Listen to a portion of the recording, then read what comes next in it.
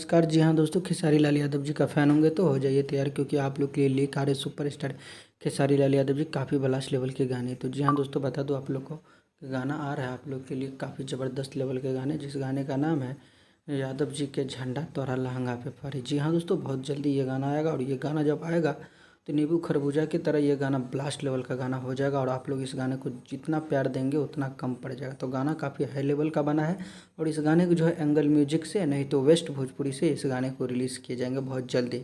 तो पता चल गया है, यही था फाइनल अपडेट। सोचा आप लोग को बता दूं, तैयार रहिए, जैसे ही गाना आता है तो आप लोग को बताया जाएगा।